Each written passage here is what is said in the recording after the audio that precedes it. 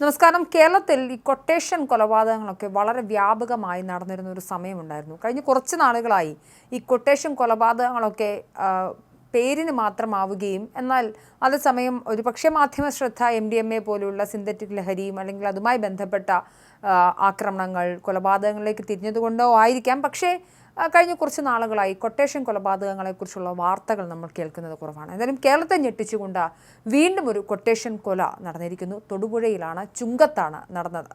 3 ദിവസം മുൻപ് കാണാതായ ചുങ്കം സ്വദേശിയായ ബിസിനസ്സുകാരൻ ബിജു ജോസഫിൻ്റെ മൃതദേഹം ബിജുവിൻ്റെ ബിസിനസ് സ്ഥാപനത്തിൻ്റെ ഗോഡൗണിൻ്റെ മാൻഹോളിൽ കണ്ടെത്തുന്നു. കലയന്താനി ചെത്തിമറ്റത്തെ ദേവമാത കാറ്ററിംഗ് ഗോഡൌണിലെ മാൻഹോളിലാണ് മൃതദേഹം കണ്ടെത്തിയത്. 2 ദിവസം പഴക്കമുള്ള മൃതദേഹം കണ്ടെത്തുന്ന സമയത്ത് ചീർത്ത നിലയിലായിരുന്നു. ദേവമാത കാറ്ററിംഗ്സ് ഉടമയായ ജോമോൻ എന്നയാളാണ് കൊലപാതകത്തിൻ്റെ മുഖ്യ സൂത്രധാരൻ.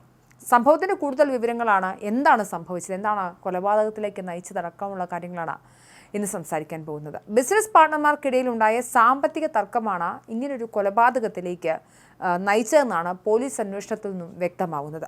ബിജു ജോസഫിനെ കാണാനില്ലെന്ന പരാതിയാണ് പോലീസിന് ആദ്യം ലഭിച്ചത്. തുടർന്ന് നടന്ന അന്വേഷണത്തിൽ ബിസിനസ് പങ്കാളി ജോമോനുമായി ബന്ധപ്പെട്ട് ഈ ബിജു ജോസഫിന് ചെറിയ പ്രശ്നങ്ങളും തർക്കങ്ങളും ഒക്കെ ഉണ്ടായിരുന്നുവെന്ന് മനസ്സിലാകുന്നു. അത് കേന്ദ്രീകരിച്ച് നടത്തിയ അന്വേഷണത്തിലാണ് ഇതൊരു കൊലപാതകമാണ് അല്ലെങ്കിൽ അതിനുള്ള സാധ്യതയുണ്ടെന്ന് പോലീസിന് മനസ്സിലാവുന്നത്. കൊല്ലപ്പെട്ട ബിജു ജോസഫിനും ജോമോനുമൊക്കെ ഒരു ബിസിനസ്സിൽ പങ്കാളികളായിരുന്നു. ദേവമാത എന്ന പേരിൽ ഒരു കാറ്ററിംഗ് സ്ഥാപനവും ഒരു മൊബൈൽ മോർച്ചറിയും ഇവർ നടത്തി. എന്നാൽ പിന്നീട് ഇരുവരും തമ്മിൽ ബിസിനസ് പങ്കാളിത്തത്തിൻ്റെ പേരിൽ സാമ്പത്തിക തർക്കങ്ങളുണ്ടായി. സ്വാഭാവികമായ ഒരു ബിസിനസ്സാണ്, ആദ്യമൊക്കെ നന്നായി പോയിരുന്ന ബിസിനസ് പിന്നീട് സാമ്പത്തിക തർക്കത്തിലേക്ക് എത്താൻ തുടങ്ങി. ഈ സാമ്പത്തിക പ്രതിസന്ധി നടക്കുന്ന സമയത്ത് ഈ ബിജു ജോമോന് പണം നൽകാനുണ്ടായിരുന്നു. ഇത് ചോദിച്ച് ജോമോൻ ബിജുവിനെ ഭീഷണിപ്പെടുത്തുന്ന സാഹചര്യമുണ്ടായി. ബിജുവുമായി ചേർന്ന് നടത്തിയ ബിസിനസ്സിൽ നഷ്ടമുണ്ടായെന്ന് ജോമോൻ പലതവണ പറഞ്ഞു. പരാതി നൽകിയിട്ടും പണം തിരികെ ലഭിച്ചില്ലെന്ന് ജോമോൻ പലരോടും പറഞ്ഞിരുന്നു. ഒരു തവണ ബിജുവിൻ്റെ ഭാര്യയെ പോലും വിളിച്ച് ജോമോൻ ഭീഷണിപ്പെടുത്തുന്ന ഒരു സാഹചര്യമുണ്ടായി. ഇതിനിടെ ഇരുവരും തമ്മിലുള്ള തർക്കം പോലീസിലെത്തുന്നു. ഉപ്പുതറ പോലീസ് സ്റ്റേഷനിലും തൊടുപുഴ DYSPക്കും ഇപ്പോഴത്തെ കേസിലെ പ്രതിയായ ജോമോൻ തനിക്ക് പണം കിട്ടാനുണ്ട്, ഇതുപോലെ തനിക്ക് പണം ലഭിക്കേണ്ടതുണ്ട്, അതുമായി ബന്ധപ്പെട്ട് ബിജുവിന് താൻ പലതവണ സമീപിച്ചിട്ടും അയാൾ തരാൻ തയ്യാറാവുന്നില്ല, അതുകൊണ്ട് ഈ തർക്കങ്ങൾ പരിഹരിച്ചു തരണം എന്നാവശ്യപ്പെട്ടുകൊണ്ട് പോലീസ് സ്റ്റേഷനിൽ പരാതി കൊടുക്കുന്നു. ഈ തർക്കങ്ങൾ പോലീസ് സ്റ്റേഷനിൽ വെച്ച് തീർപ്പാക്കുകയും അവർ തമ്മിലുള്ള സമാധാന ചർച്ചകളൊക്കെ നടക്കുകയും ചെയ്തു. ഇതിനിടയിലും ബാക്കി പ്രശ്നങ്ങൾ നിലനിന്നിരുന്നു. ബിജുവിൽ നിന്നും പണം നേടാൻ വേണ്ടിയാണ് ജോമോൻ കൊട്ടേഷൻ സംഘത്തിന് സഹായം തേടിയതെന്നാണ് ലഭിക്കുന്ന സൂചന. വ്യാഴാഴ്ചയാണ് ബിജുവിനെ തട്ടിക്കൊണ്ടുപോകുന്നത്. പുലർച്ചെ 4 മണിക്ക് ഈ ബിജുവിന് വീട്ടിൽ നിന്ന് നടക്കാനിറങ്ങുന്ന ഒരു സ്വഭാവമുണ്ട്.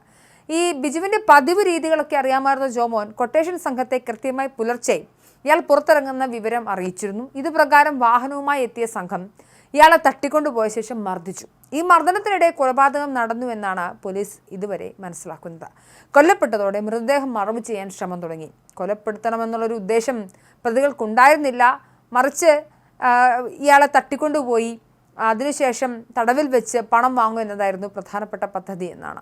കാരണം കേസ് കൊടുത്തിട്ടും തൻ്റെ പണം ലഭിക്കാത്തൊരു സാഹചര്യത്തിൽ ജോമോൻ കൊട്ടേഷൻ സംഘങ്ങളുടെ സഹായം തേടുകയായിരുന്നു. എന്തായാലും പക്ഷേ ഇയാളെ കൊല്ലണമോ വേണ്ടയോ ഒന്നും ജോമോൻ തീരുമാനിച്ചില്ലെന്ന കാര്യങ്ങളിൽ വ്യക്തതയില്ല. പക്ഷേ കൃത്യമായ ആസൂത്രണം, തട്ടിക്കൊണ്ടുപോകലിലും ഈ വാഹനം വരുന്ന കാര്യത്തിലും ഇയാളെ തട്ടിക്കൊണ്ടുപോകുന്ന കാര്യത്തിലും ഇയാളെ എവിടെ കൊണ്ടുപോയി തടവിൽ വെക്കണം എന്നതിനെക്കുറിച്ച് കൃത്യമായ ആസൂത്രണം നടന്നിട്ടുമുണ്ട്.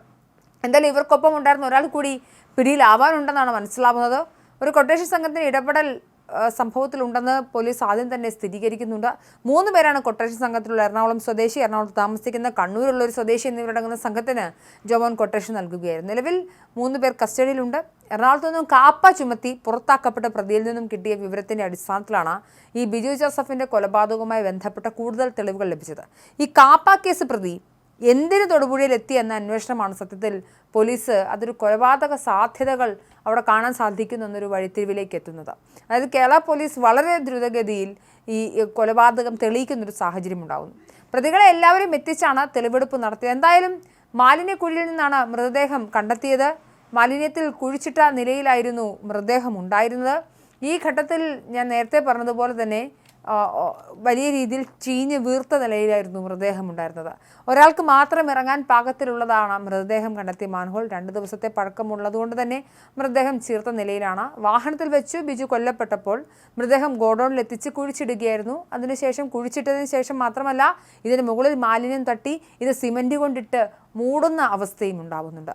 എന്നാലും മൃതദേഹം മാൻഹോളിൽ നിന്ന് പുറത്തെത്തിക്കുന്നത് വളരെ ശ്രമകരമായിരുന്നു. എന്നാൽ മാൻഹോളിൻ്റെ മറുവശത്തെ കോൺക്രീറ്റ് പൊട്ടിച്ച് വിസ്താരം വർദ്ധിപ്പിച്ച് മൃതദേഹം പുറത്തെടുത്തു. മൃതദേഹം പോസ്റ്റ്മോർട്ടത്തിന് ഇടുക്കി മെഡിക്കൽ കോളേജിലേക്ക് മാറ്റിയിട്ടുണ്ട്. ഒന്നാലോചിച്ച് നോക്കുക, ഒരു സാമ്പത്തിക തർക്കമാണ് അത് കൊലപാതകത്തിലേക്ക് നയിക്കപ്പെടുന്നത്. എന്നാലും കേരള പോലീസ് വളരെ ദ്രുതഗതിയിൽ അന്വേഷിക്കുകയും അത് കൊലപാതകം തെളിയിക്കുകയും ചെയ്യുന്നൊരു സാഹചര്യമുണ്ടായി.